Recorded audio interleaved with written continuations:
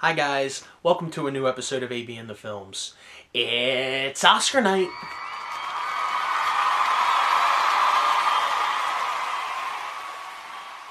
In October. Yeah, usually it's in February, but I've decided to talk about the good movies and the bad movies of 2019. I've been doing this for 9 years, everybody, and this is one of those times when I gotta talk about them.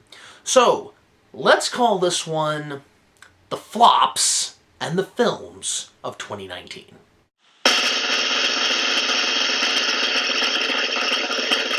As usual, we always start with the flops, and they are...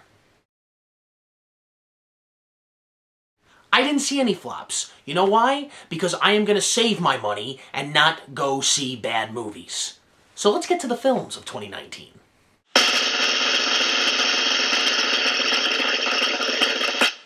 Rocketman. Okay, I was really excited in seeing the Elton John biopic, and I really like movies that do this. I mean, we just had Bohemian Rhapsody come out, I think 7 months before this one did, and we also had the movie Ray. We had, we've had a lot of movies where an actor will portray someone famous, and they do their life story. But this movie, I was really hyped to see this. I saw this opening day, and I gotta tell you, it wasn't what I thought it was going to be.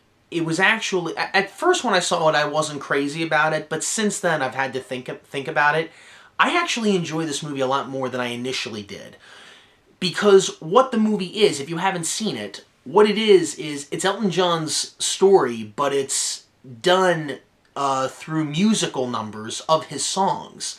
Like, they took Elton John songs, even songs that won't be written until like decades later, and they mix them and mesh them into this kind of musical story of his life. And I thought that's an interesting way of telling the story. You know, that's interesting. Like, the movie opens up with him, with his childhood. He's in therapy, and he's talking about his childhood, and the first song they open up with is The Bitch Is Back. Now, that song, that didn't come until like the mid-70s, I think. But then he starts singing I Want Love. Now, that song didn't come out until the early 2000s, so there's a lot of continuity problems with the songs and stuff. But that's not what the movie is supposed to be. They're telling his story through his music. And it's done really well. I mean, I love Taron Egerton's performance in this as Elton John. I believed he was Elton John. He sings, actually. That's him doing the singing. So he's actually pretty good. He almost sounds like a young Elton John, actually. That was pretty good. Yeah, I really did enjoy most of this. I knew the movie was going to be about his drug addiction, because I know most of Elton John's life story, because I've seen so many documentaries about him and stuff like that. And I am a fan. But I didn't think this was going to be the kind of movie that we were going to get. I thought it was going to be something totally different. Kind of like what Ray was, or what Bohemian Rhapsody was, you know? But I really enjoyed this movie, and I recommend it. I really enjoyed it. I mean, we kind of know how the movie ends. Elton John survived all that, thank God. But it also had to do with him coming out, and how people would react to that. They dive into that, but it's mostly centered around him and his relationship with his mother, the relationship he had with Bernie Taupin, which I thought was done really well. That I was looking forward to seeing, because Bernie Taupin wrote all the songs with Elton. Every Elton John song that you know, Bernie Taupin wrote the lyrics to.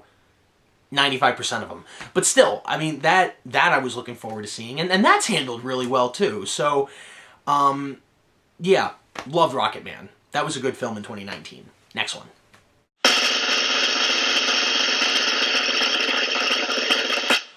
Toy Story 4.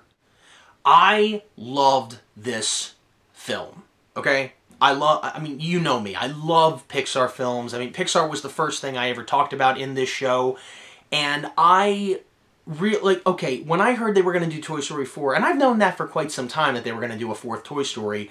I even did an episode called Pixar 21, where you see me watch the teaser trailer for Toy Story 4 for the first time, and I get all excited. That's how excited I was for the fourth film. And when it came out, I felt, yeah, it was a little imbalanced. I felt it could have been done a little better. But you know what? There were moments in that movie that I really did enjoy. I still say Toy Story 2 is the best one out of all four of them, and the first one's a classic. But Toy Story 3 I thought was okay. It was okay.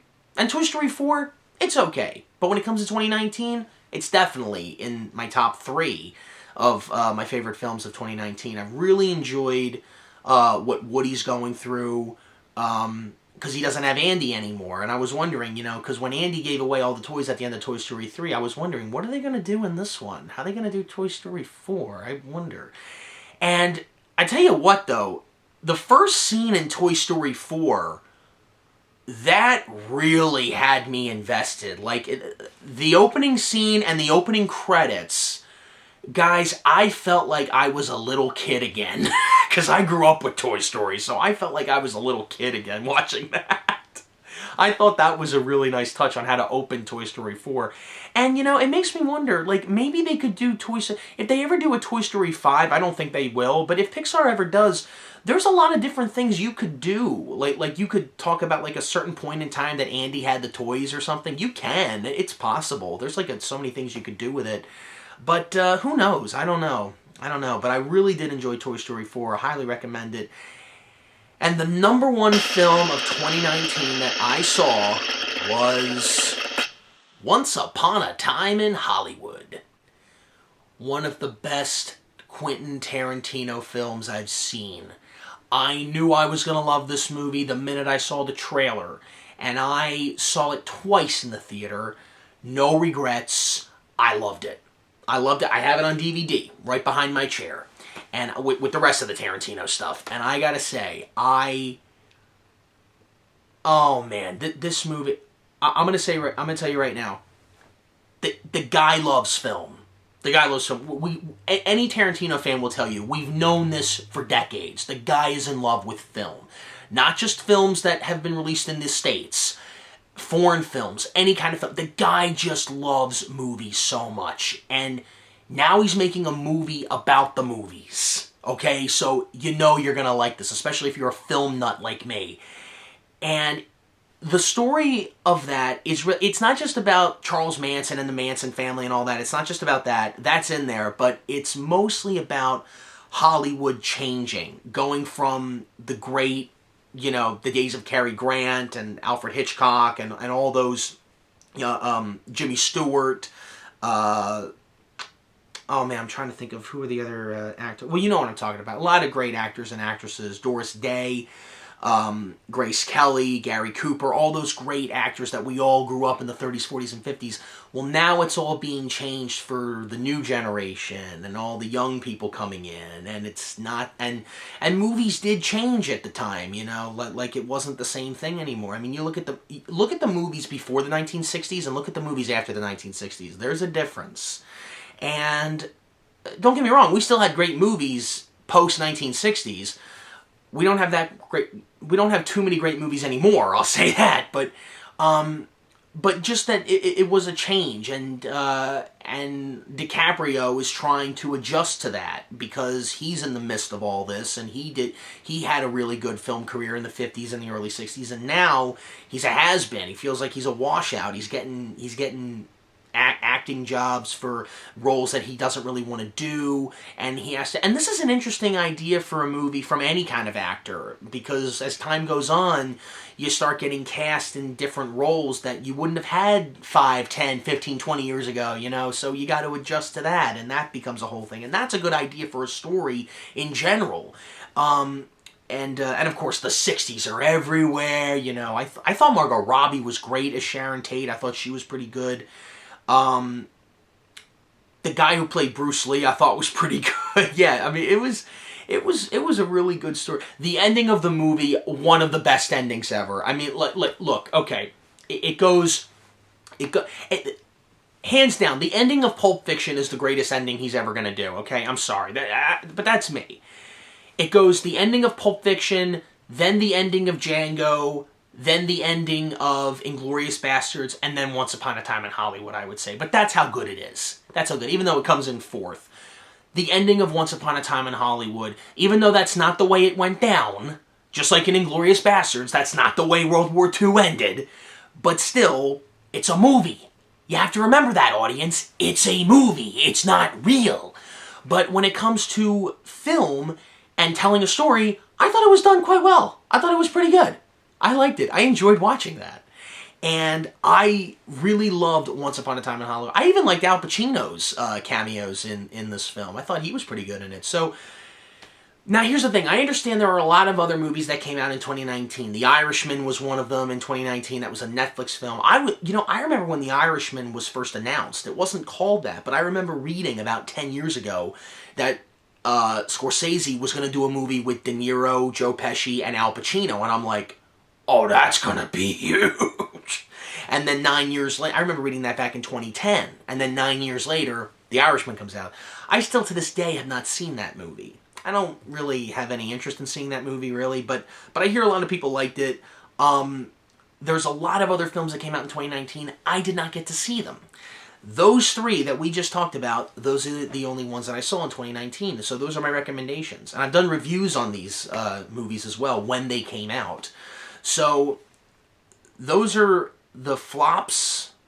Not too many. If I had to say a flop, I'd probably have to say Cats, right? I still didn't see it. I told you I wasn't going to see Cats, the movie. I love the musical, love it. That movie looked awful, awful. I did not go see it. And apparently, I'm not the only one because I heard it was a major bomb.